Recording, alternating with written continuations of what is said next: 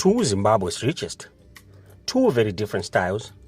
One built on telecoms, tech, and global reach. The other on fuel, mining, government contracts, and controversy. Today, Kuda Tagwirei versus Masiyiwa. Who is richer in 2025? Grab a popcorn. This one is a roller coaster.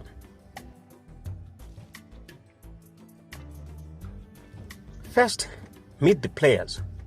Masiyiwa, the telecom legend, founder of Econet Global, Cassava Technologies, from fighting monopoly in Zimbabwe to rolling out mobile money, broadband, fiber infrastructure across Africa. Forbes puts his net worth at $2.7 billion in 2025. Kuda Tagwirei, founder of Sakunda Holdings, deeply involved in fuel import and distribution, mining, and highly visible in government contracts like the controversial Command Agriculture Program. His exact net worth is not public, but he is routinely named among the richest Zimbabweans, with estimates ranging from 800 to 900 million in some reports.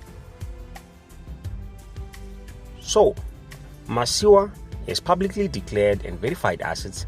Tagwirei's wealth is more opaque. That sets up a dramatic showdown. Let's compare how each built their wealth. Masiyiwa, telecoms.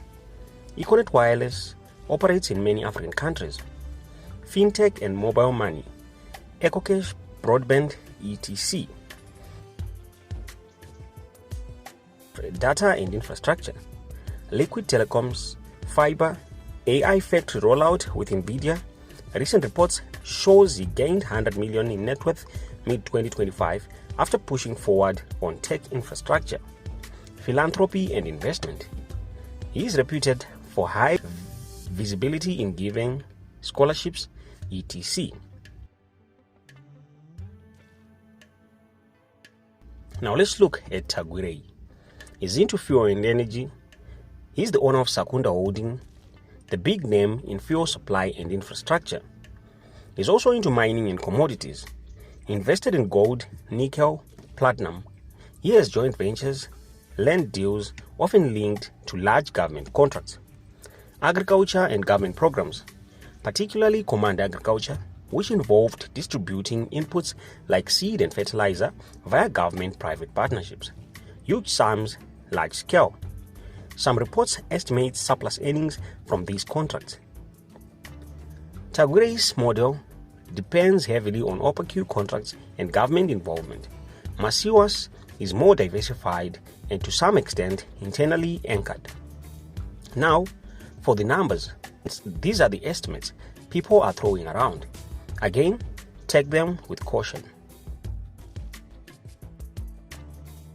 Masiyiwa, according to Wikipedia and Forbes, in early 2025, his net worth is estimated to be $2.7 billion. Some news outlets say his net worth dropped earlier in 2025 due to economic volatility, but then rose again, especially after the news of his AI factory and tech recovery. Kuda Tagwirei, most widely cited estimate in some most top richest in Zimbabwe lists is about 850 million. But Tagwirei's companies are mostly privately held, many in sectors where financial transparency is weak in Zimbabwe. Public filings are rare, so estimates may be under or overstated. Pindula notes his net worth is not known because his main company isn't publicly listed. So, by published numbers, Masiyiwa leads by a big margin, but that margin might shrink depending on which assets we include and how we value them. Money comes with risk and sometimes with scandal. Here's how each is exposed. Masiyiwa, his assets are tied to emerging tech and infrastructure, but exposure to exchange rate risk, regulatory change, and competition in African telecoms market. But he generally has fewer major corruption scandals tied to him, especially in recent years compared to heavily controversial fuel contractors. Tagwirei strongly tied to government contracts and political favor, that's powerful but also vulnerable. Policy change, sanctions, public scrutiny all threaten stability. He was added to US and UK sanctions list for alleged corruption and misuse of public funds. Reports suggest possible offshore structures, hidden ownership, tax or contract irregularities. These all cloud how much of his wealth is measurable.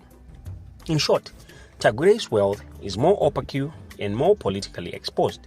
Masiyiwa's is more diversified and somewhat more insulated. Public image plays a role. Let's compare what people see.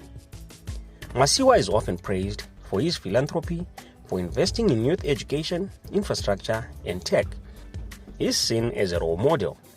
Tagwirei is seen by many as controversial, both admired for business success and criticized for lack of transparency. Alleged profiting through state contracts. Visible assets.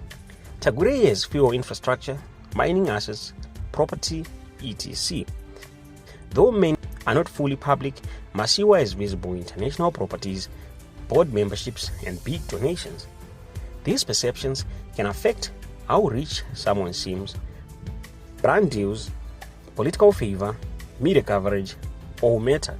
To decide who's truly richer, we have to consider realizable assets versus book value, cash or liquid holdings versus land or machinery, liabilities and debt. Running mining operations, fuel importation involves debt, exchange rates losses.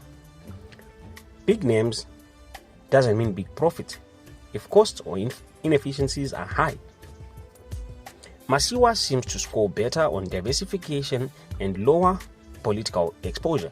Tagwirei scores higher on being close to power and accumulating assets fast. Based on available evidence and public estimates, here is the verdict.